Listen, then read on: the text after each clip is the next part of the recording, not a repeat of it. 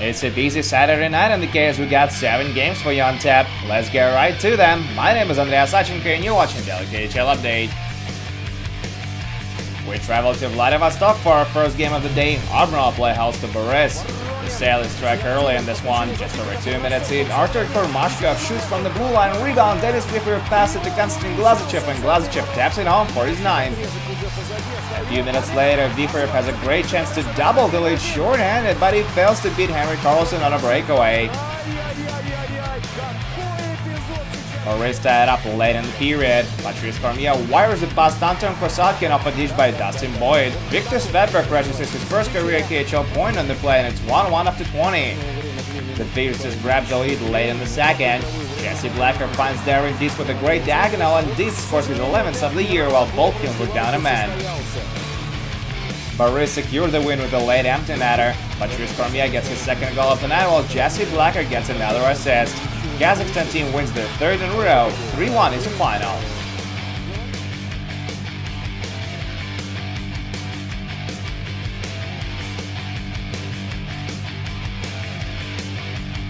We're now in Magnitogorsk where Metalurg face Spartak Moscow, and this one is completely off the rails. The red and white opened up the score in less than a minute in. Mitchell Kalinin puts it on net from the point, and Robin Gonzal buries the rebound. Magnitka tied up exactly 4 minutes later. Nikita Iskov sends it across the rink to Mikhail Bullrich, who passes it in front to Nick Shore, and Shore scores his 2nd of the season.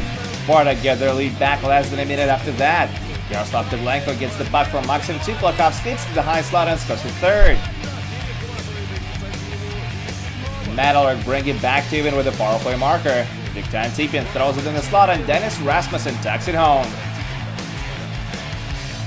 Soon after that, Grigory Dronov bounces on the rebound and sends it in from the left face-off circle to give Magnitka their first lead of the game. With just a few seconds remaining to play in the period, Matt Allison further improves the lead for Metalurg as Sergei Mazakin beautifully sets him up at the far post. Mazakin makes it a 5-2 hockey game early in the second as he roofs it past Alexander Trushkov, who had replaced Nikita Bispalov earlier. Spartak pulled back to within 2 a few minutes later. Alexei Grishin glides to the net, he pulls over Vasily Koshkin, and Ilya Zubov scores on the rebound. It counts, that makes it 5-3. 5 minutes later, Metalurg get another power play goal to restore the 3-goal margin. Mazakin feeds Allison in the slot, and Allison scores his 2nd of the game. Allison completes his hat-trick with a redirect from the slot midway through the 3rd. That's his 5th career KHL hat-trick. Captain Sergei Mazakin enjoys his 2nd career 5-point night, and that's all she wrote for this one. Metalurg 7, Spartak 3.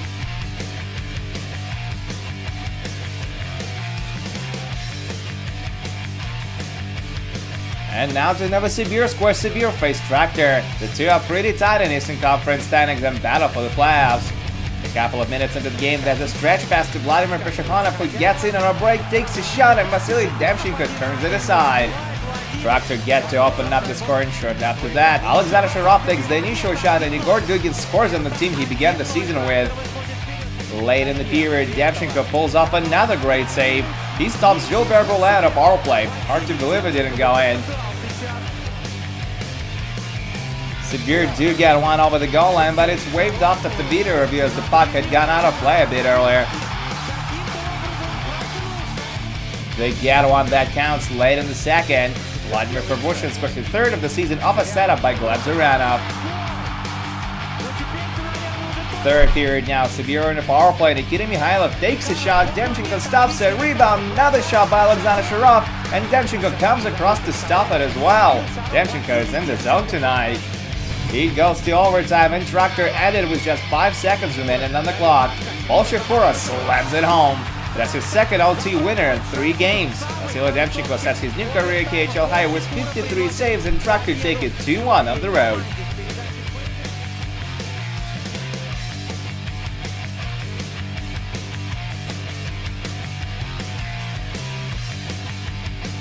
We move on to Nizhny Novgorod, where Torpedo do battle with Neftekhimik. There's a quick goal on this one. Matthew Bodie finds the back of the net just 19 seconds into the game to put Torpedo in the lead. They doubled their lead less than 3 minutes into the second. Michi Korbov scores his first goal of the season off a great setup by Daniil Virayev. 4 minutes later, Virayev makes it a 3-0 hockey game with his third of the season. This one comes unassisted.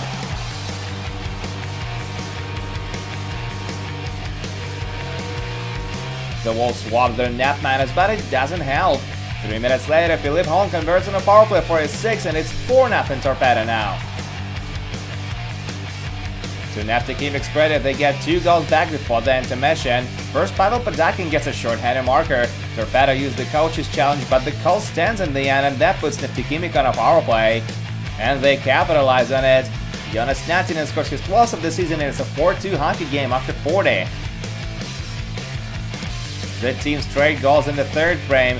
First, Andrew Miller wires a pass to Yushov to restore the 3-goal margin. And then Andrei Nestershel gives us our final as he gets it to go in from a poor angle. That's not enough to get Neftikimik any points though. Torpedo take it 5-3 on home ice.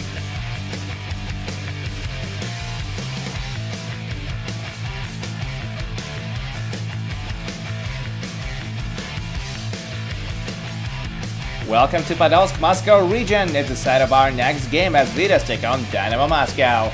There's just 4 points between them in Eastern Conference standings. The blue and white get on the board first. Vanagumnev tucks it home on the rebound just under 2 minutes in. Some bad news for Dynamo shortly after that as Andrei Alexeyev goes into the boards awkwardly, and that's even tough to look at. Alexeyev did not return to action after that. Vitas got back even early in the second with a goal on a power play. Alexander Yevsenkov passed it to Alexander Semin, and former Washington Capital fires it in for his 12th of the season. They grab the lead just a few shifts later. Miro Altinen scores his 16th goal of the season in his 100th career KHL game. Fast forward to midway through the third, Dynamo on a power play. Jossa Hitinen shoots from the right circle and rings up the post and back into play. Late in regulation now, Dynamo with another man advantage. Vadim Shipachev has a goal, and it's gloved by Yoni Ordio. The Virtus outshoot Vitas 33-24, but still fall 2-1 on the road.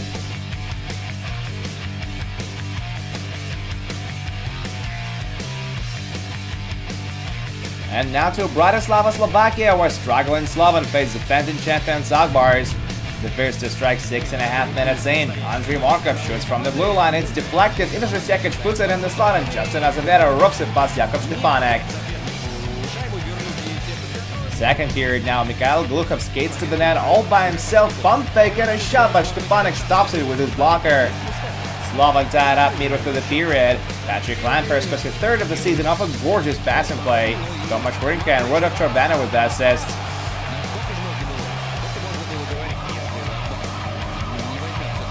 Game-winning goal comes early in the third period. Albert Urolin whams it home from the point on a power play. That's all they're gonna need. Akbars bounce back from a devastating loss to SKA St. Petersburg and take it 2-1 on the road.